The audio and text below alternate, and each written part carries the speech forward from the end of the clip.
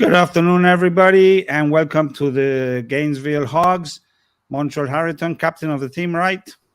Yes, sir. Thank you for having us, Charlie. Mike Williams, the man over there who does everything else, right? Pretty much. Yes, sir. Just president and secretary director of rugby. You can, but it's not about me. It's about our club and our head coach Tam, who couldn't be with us today. That's what we. I guess you guys excited to be in the final again. You made it this year also pretty clean to the final. How's the team looking and how excited? Well, first of all, I want to say something to the bloke who's the sideline whisperer. Okay, sure. He's going to watch it. He's going to watch it for sure. Yeah, if he or whoever it is thinks for 1 minute that we are overlooking the Claymores just because we're going to go D3 next year, we got something for you. Okay. We've got a very strong 23 we're putting on that field tomorrow, and we take every team as next team up, next man up, and we are ready to go. I'm gonna tell you that right now. Good, very good. So just looking at your schedule from your season, you played a lot of games. You're one of the teams that did a good, solid preseason that not everybody did. I guess you did that with a purpose. So tell us a little bit about your season and how it progressed. Yeah, myself and Tam are firm believers you got to play. And with us not having our full allotment of players, we had some guys that sat out this year that are senior players because of injury from last season, and some guys that weren't able to be with us. Trell had to take the fall off as well. We were still beat up from last year. We did this with a purpose because we've got some really good young players coming in. We're really, really excited about the direction we're going with the club. And we also absorbed some of the Ocala players who are very, very talented players, and they had some young guys as well. And we needed some more game time, needed some more stuff. And quite frankly, we're not afraid to play anybody because we want to play the best competition we possibly can to develop these players and blood them in, so to speak. That's what we believe in. What do you guys recruit some players from the universities up there? Do you end up with some of those players? Joel, you want to speak to that? Sure. I would say it's tough. It depends on if the guys can stay in the town with the job. Obviously, it's a bit easier now that a lot of jobs are remote, especially coming out of COVID. But it's tough because the guys get offers to go to major cities, and obviously there's bigger clubs in major cities. But myself, I played at UF from 14 to 18, and I ended up staying in town. So I know of myself and about 3 or 4 other guys on the current active roster that are UF alumni. Let me ask you about the team that's going to play this year. How many of the guys are from last year's final? How many of those do you have? Say probably half of them. Probably half, yeah. There's we lost some guys that moved away. Peter Zamarcos, who was in that picture right there, took the year off. He had hip surgery. He'll be back in the fall.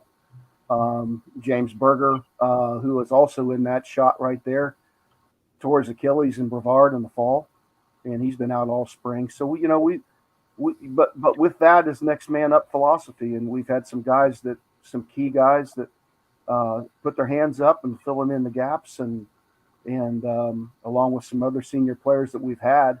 And that's something else I want to mention too, not to jump ahead too much, but the senior players have done an excellent job developing the younger guys coming on, helping Tam and I with that, and just being great leaders and great leadership. Trell being one of those guys as well. And we're pretty pleased with some of the guys that are stepping up to the plate. Yeah, you definitely. I mean, experience in a final is something that is always going to play in your favor. What kind of game are you expecting? Because last year you guys, it just looked like a pretty easy game. This one for you, because Well, I'll tell you, a very clear you win. know, What do you? Tallahassee, we never take them easy. Never take them easy. Mike Gomez, those guys have a very, very good team. But they were like in a bad place at that time last year. Yeah. I know that. Yeah, we're expecting a tough game. We've been watching the Claymores and their scores. They're going to be a formidable opponent. We're not taking anybody lightly, nor do we ever. We've prepared. We've had a very good week of training. We're prepared and ready to go, and the guys are chomping at the bit. Yeah, and you haven't played them during the season, so this is your first time playing them. Yes. Let's talk a little bit about you. You had mentioned in the conversation before that the club has decided to move back to D3, where you have been, I think, always, right? Where you belong to. Tell us about that decision and why it's time now. Well, we and Trell, feel free to speak to this as well. After COVID, we really hit on some hard times. Yeah. And and thanks to Alex and some of the senior players like Trell kept it alive and kept it going by continuing to have touch and continuing to do the things and keep us relevant. And we've done a good job, and we still need more to do with the recruiting, but we feel now that we have the depth, which is what you need when you go to that level of rugby. We feel now we have the depth that we can compete, which is another reason why we played the schedule we played in the fall, to put those young players that are coming through on that stage against better opposition to get them ready to go. And we feel Tam and myself and the rest of the senior players and board feel we're ready to make that move.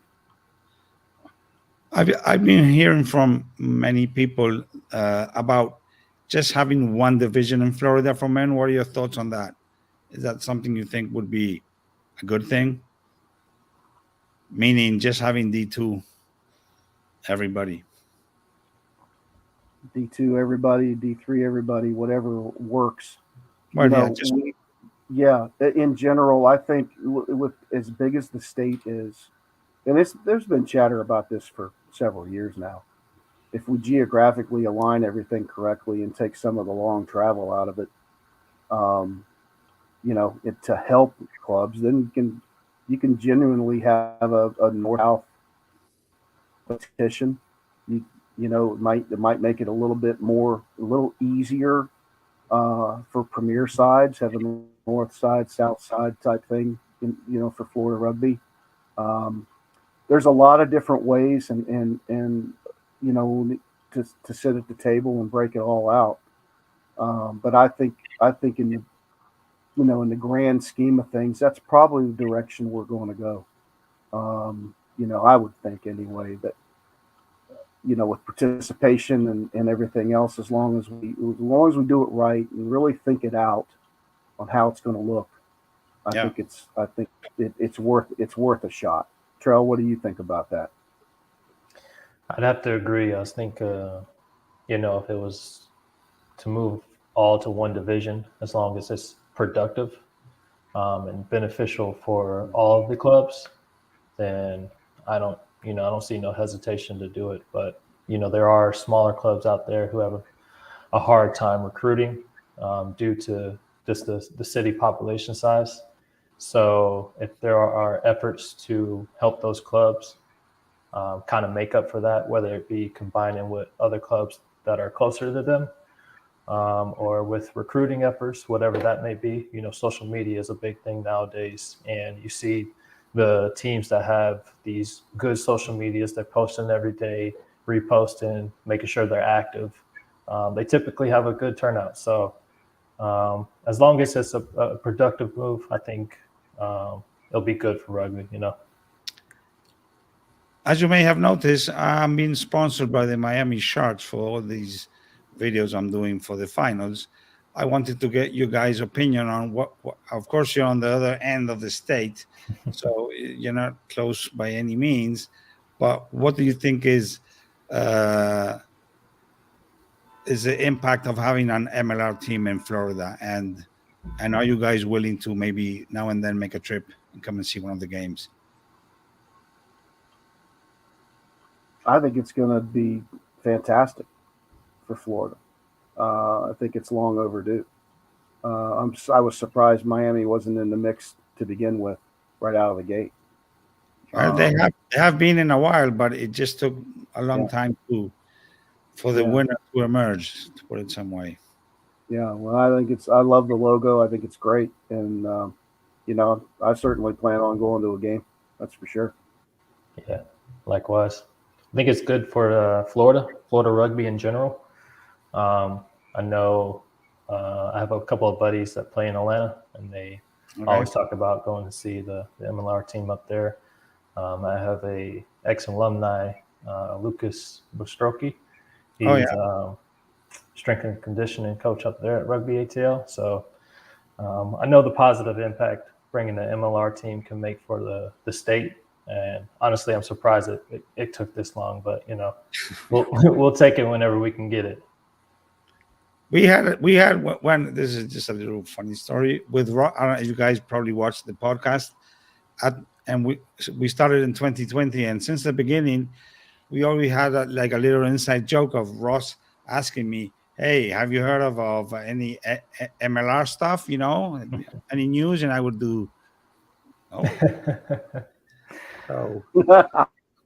So now we have a yes, and we're really excited down here, of course, because having it in your backyard is a little bit different, of course, but hopefully it has an impact statewide, and really looking forward to that. So, guys, thank you very much for your time. I'll see you tomorrow, and let's hope we have a great game, and may the best team win. Yes, sir. Thank you, Charlie. Thanks for hosting us. Thank you very much. This is a really great initiative that you have going. Okay, thank you very much. I'll see you tomorrow, guys. All right, have a good one. If you want to hang around. Thanks, Charlie.